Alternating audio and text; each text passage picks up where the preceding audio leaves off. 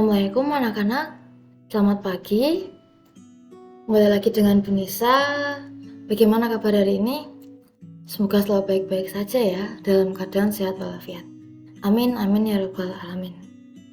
Nah anak-anak, pada kesempatan kali ini kita akan belajar tema 3, subtema 1. Disiapkan dulu buku pulpena dan buku paket tema 3.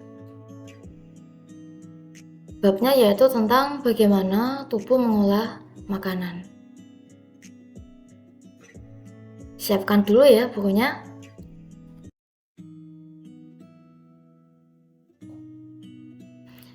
Nah, pada hari ini kita akan mempelajari tematik khususnya muatan IPA. Itu dengan judul organ-organ pencernaan hewan dan fungsinya. Nah, gambar apa nih anak-anak? Gambar sapi.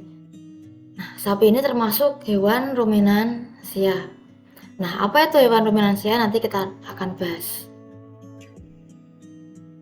Nah, proses pencernaannya yaitu dimulai dari mulut, kerongkongan, rumen, mulut, retikulum, omasum, abomasum, usus halus, dan yang terakhir anus. Nah, kembali ke pertanyaan tadi, apa tuh itu ruminansia?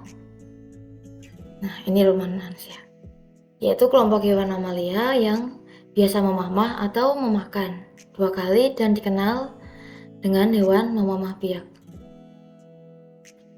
Contohnya yaitu sapi, ini gambar sapi, yang lain ada kerbau, rusa, domba, kambing, dan kijang.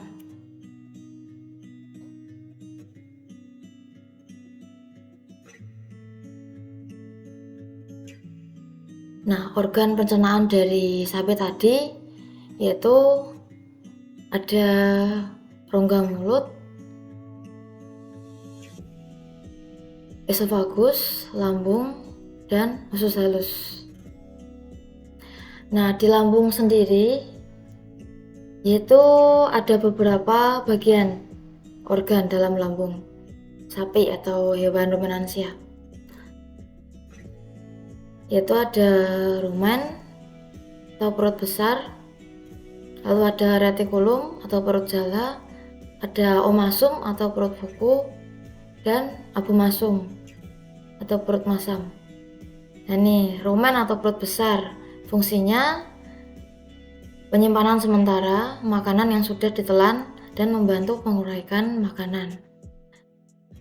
Lalu ada retikulum atau perut jala, fungsinya mencampur makanan hingga menjadi gumpalan-gumpalan besar, kasar, atau bolus. Setelah itu makanan akan didorong kembali ke rongga mulut untuk dimamah atau dimakan. Yang kedua, hingga teksturnya lebih halus.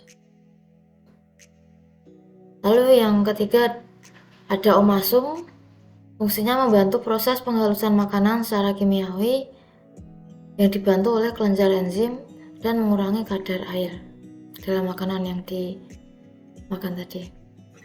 Lalu yang terakhir ada abomasum atau perut masam, fungsinya yaitu mencerna gumpalan makanan melalui enzim dan asam klorida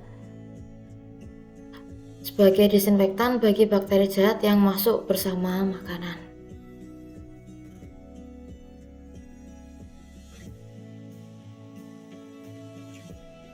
Nah, selain ruminansia, yaitu ada hewan lain, yaitu ada ikan, katak dan reptil, burung, mamalia, dan serangga. Ini proses pencernaannya. Yang pertama ikan, yaitu dari mulut, kerongkongan, lambung, usus, yang terakhir usus halus. Yang kedua ada katak dan reptil, dimulai dari mulut, kerongkongan, lambung, usus halus, usus besar, kloaka atau tempat pembuangan sisa pencernaan. Yang ketiga ada burung, dimulai dari mulut, kerongkongan, tembolok, lambung, empedal, usus, dan terakhir kloaka. Sama ya, ini pembuangan terakhirnya yaitu di kloaka, katak reptil, dan burung.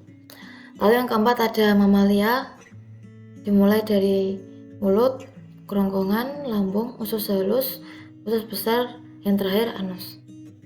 Dan yang terakhir ada hewan serangga, pencernaannya dimulai dari mulut, tembolok, empedal, lambung, usus halus, dan yang terakhir anus.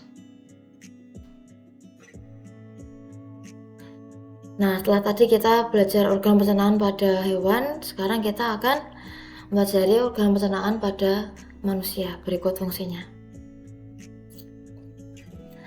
Pada manusia yaitu organ pencernaannya dimulai dari mulut, kerongkongan, lambung, usus halus, usus besar, dan yang terakhir anus.